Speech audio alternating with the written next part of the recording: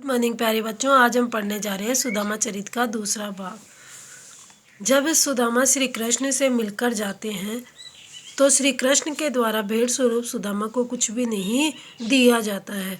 तब सुदामा रास्ते में चलते हुए सोचते हैं, वह पुलकनी कि वह श्री कृष्ण का मुस्कुराना, वह उठी मिलनी, वह उठकर मिलना, वह आदर की बात और वह आदर पूर्वक बातें करना। अर्थात जब मैं सुदामा के पास आया था तो सुदामा बहुत प्रसन्न हुए थे, मुझसे उठकर मिले थे, मुझे आदर सत्कार दिया था, मुझे अपने सिंहासन पर बिठाया था, अच्छी अच्छी बातें की थी। लेकिन वह पटवनी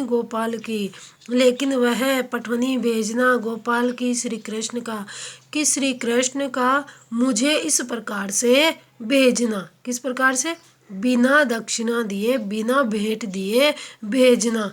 कछु न जानी जात, कुछ नहीं जाना जा सकता कि श्री कृष्ण ने उन्हें इतना आदर सत्कार दिया, लेकिन श्री कृष्ण ने उन्हें भेंट स्वरूप कुछ भी नहीं दिया। घर घर कर ओढ़त फिरे। और फिर सुदामा सोचते हैं कि जो श्री कृष्ण घर घर क्या करते थे? ओढ़ते फिरते थे। अर्थात घर घर क्या करते थे? ढूंढते फिरते थे। तनक दही के काज कि थोड़े से दही के लिए जो बचपन में घर घर उस दही को ढूंढते फिरते थे। कहा भयो जो अब भयो, क्या हो गया जो अब हो गया।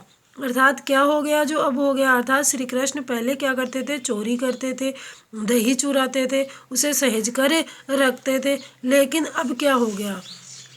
हरि को राज समाज, श्री कृष्ण के राज्य में, उनके समाज में, कि पहले और अब में क्या बदलाव हो गया? पहले श्री कृष्ण दही की चोरी करते थे और आज श्री कृष्ण धन की चोरी करते हैं। अर्थात अपने धन को सहेज कर रखना चाहते हैं। इसीलिए तो उन्होंने मुझे कुछ नहीं दिया। हो आवत नहीं हूँ तो, कि मैं तो यहाँ आता ही नहीं होता। अर्थात मैं तो यहाँ पे आता ही नहीं। वाही पठियो ठेली, वाही उसी ने, अर्थात उनकी पत्नी ने, अर्थात मेरी पत्नी ने ही क्या किया? पठियो भेजा, ठेली ठेल कर, अर्थात जबरदस्ती, कि मेरी पत्नी ने ही जबरदस्ती मुझे यहाँ भेजा, नहीं तो मैं यहाँ आता ही नहीं होता। अब कहियो समझाए के, कि अब मैं समझा कर कहूँगा। बहु धन धरो सकेली, कि बहुत सा धन दिया है, अब इसे संभाल सकेली, संभाल कर धरो रखो। कि अब मैं मेरी पत्नी को जाकर कहूँगा, समझा कर कहूँगा कि श्री कृष्ण ने मुझे बहुत सा धन दिया है, अब इसे तुम क्या करो? संभाल कर रखो। अर्थात श्री कृष्ण के भेंट स्वरूप कुछ न देने के कारण जो सुदामा है वो बहुत ज़्यादा दुखी हो जाते हैं। आगे है, जब सुदामा यह सब बातें सोचते हुए अपने गांव जाते हैं तो श्री कृष्ण ने क्या किया था? उन्हें भेंट स्वरूप कुछ भी नहीं दिया था, लेकिन उनके चावलों के बदले में उन्होंने अपने महल के समान ही महल और संपूर्ण जो द्वारिका थी, द्वारिका के समान ही दूसरी द्वारिका उनके गांव में बना दी थी।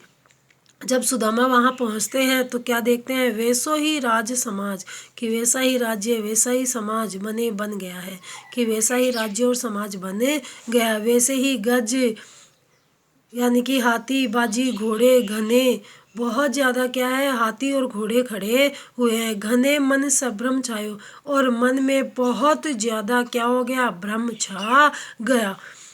केंदो पर्यो कहूँ मार्ग भूली, केंदो या तो पर्यो पड़ गया, कहूँ मार्ग भूली, कि या तो हो सकता है कि मैं कहीं पर अपना मार्ग भूलकर क्या हो गया? दूसरे रास्ते पर चला आया, कि फेरी के मैं अब द्वारिका आयो, या फिर मैं क्या हो गया? घूम फिर के वापस द्वारिका आ गया हूँ। भवन बिलोकिबे को मन लोचत, उन भवनों को देखने के लिए सुदामा का मन लोचत, ललचाने लगा। सोचत ही और उन भवनों को देखते देखते और ये सब सोचते सोचते सब गांव मझायो, पूरे गांव के बीच में मझायो, यानी कि बीच में आकर सुदामा खड़े हो जाते हैं।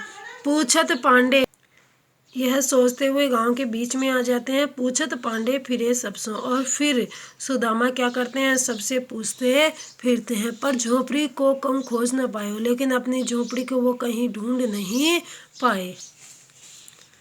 कि वह टूटी सी छानी है थी, कि कहाँ तो वह टूटी हुई सी छान थी, अर्थात छप्पर था। सुदामा की टूटी हुई छान को, टूटी हुई छप्पर को क्या कर दिया था? श्री कृष्ण ने महल में परिवर्तित कर दिया था। कि वह टूटी सी छानी थी, कि कहाँ तो वह टूटी हुई सी छान थी, टूटा हुआ सा छप्पर था। कहूँ कंचन के अब धाम सुहावत, और कहाँ अब सोने के महल सुशोभित हो रहे हैं, सुंदर लग रहे हैं।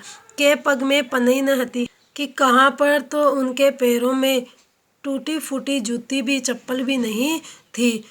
कह ले गजराजों ठाडे महावत, और कहाँ उनके घर के दरवाजे पर महावत गजराज के साथ में खड़ा रहता है। भूमि कठोर पे रात कटे, और कहाँ सुदामा की गरीबी पूर्ण दशा में कठोर भूमि पर वो अपनी रातें काटते थे। कहे कोमल सेज पे नींद नहीं आवत, और कहाँ उन्हें कोमल सैया पर नींद भी नहीं आती है।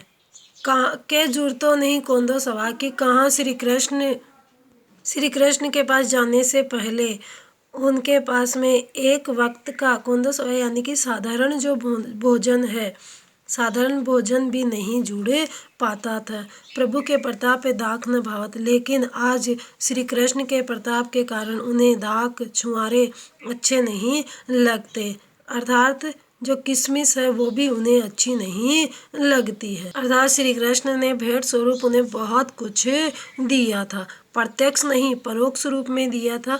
और आज उसी के कारण जो सुदामा है, सुदामा को काजू किशमिश ये भी अच्छे नहीं लगते हैं।